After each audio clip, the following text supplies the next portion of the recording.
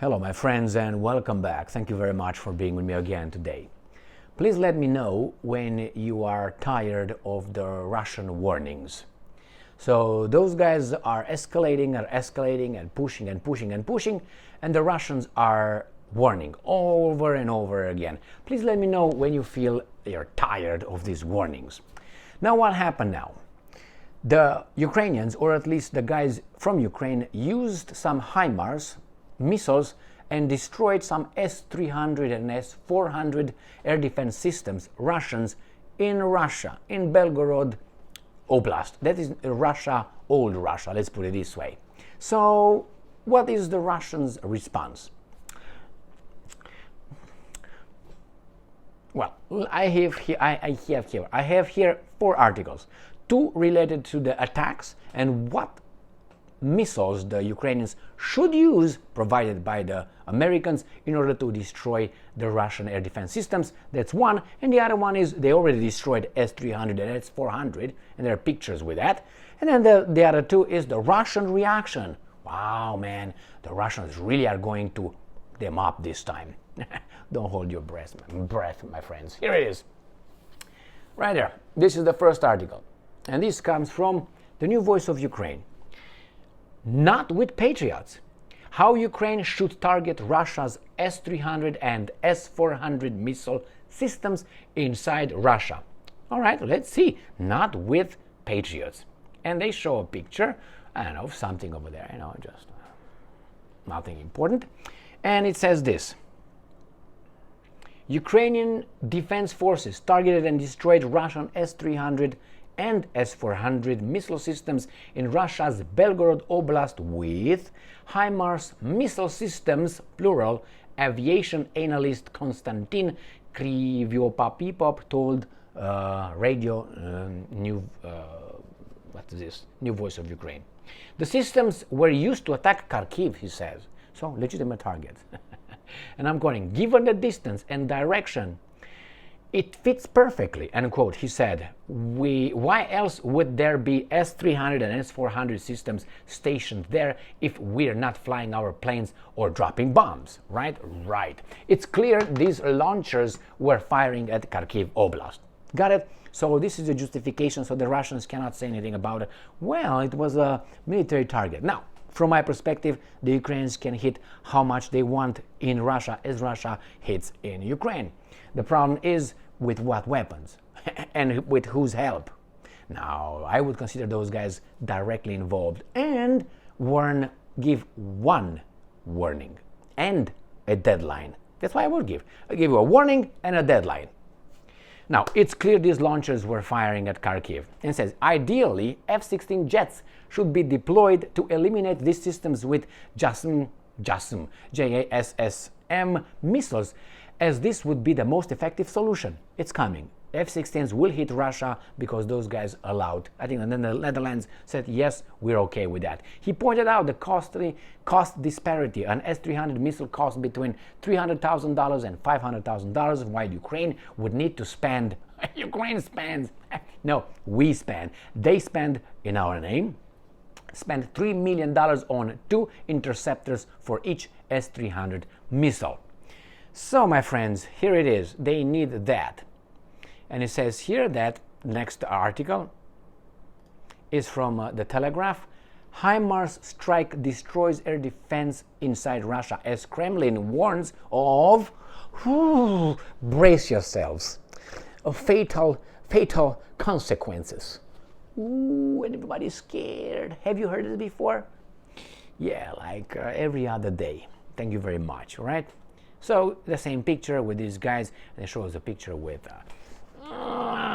something like that, and they say that is the S-300, S-400, whatever it is, destroyed by HIMARS. Fantastic.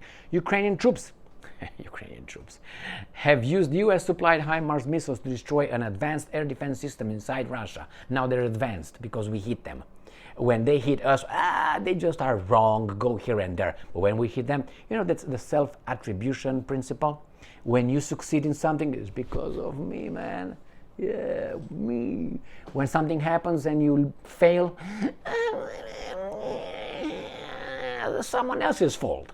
So the same here. Now those things are good. When those things are bombarding Kiev, we destroy all of them because we're good. You can make shit up, man. This is childish. So, as the Kremlin warned Washington, it could suffer, quote-unquote, fatal consequences for backing the cross-border attacks. So, I don't think it backs, I think it operates them. Several missiles, more than 2, are understood to have hit an air defense installation in Russian city of Belgorod that was equipped with S-300/400 surface-to-air missiles. Photos of the aftermath of the attack, which is believed to have happened on Sunday, show vehicles on fire and billowing out smoke. Smoke on the water. Now, on Monday, Sergei Ryabkov, Moscow's deputy foreign minister, said that the U.S. would face, again, quote-unquote, fatal consequences if it allowed Ukraine to use American weapons for attacks inside Russia. So if it allowed, yes, they already allowed, they already did it, so where are the consequences, the fatal? You know what fatal is? Anything? Nothing. So this is the second article. Let's go to the third article. Third article comes from CNBC. Kremlin warns Washington of fatal miscalculation to let Kiev use US-supplied weapons inside Russia. And it's the same thing, and I would like to warn, again, the American leaders against miscalculations that could have fatal consequences. For some unknown reason, they underestimate the seriousness of the rebuff they may receive, Ryabkov said, according to Google translated comments on TASS. Last week, U.S. Secretary Antony Blinken allowed that because he's in charge. So, and the last article comes from Reuters. Russia warns against fatal miscalculation, and this is Ryabkov. So, my point, if someone warns you so many times and doesn't do shit, I think this should have been done, I said, from maybe in April 2022. 2022, the Russians should have said, warning, deadline. That's it. That's it. And what's the deadline? And what's the warning? You know exactly. I said it many, many times before. Cut the crap. You had 2.5 years of war, of destruction, of manpower, men killed, refugees, country destroyed, and so on. For what? To reach the same result, which is, man, back the fuck off, otherwise we're gonna shut up. And they will get to that one. But what? In 3 years? In 3 years. In 3 years. That's why when you have a bully and he wants your lunchbox, don't.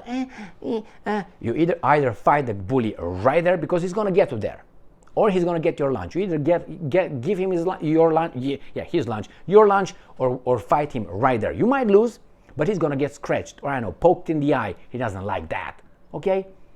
And saved time. Time. All we have is time and health. I talk like an old person that I am. Time and health. I realize these are the most important things we have. Time, life.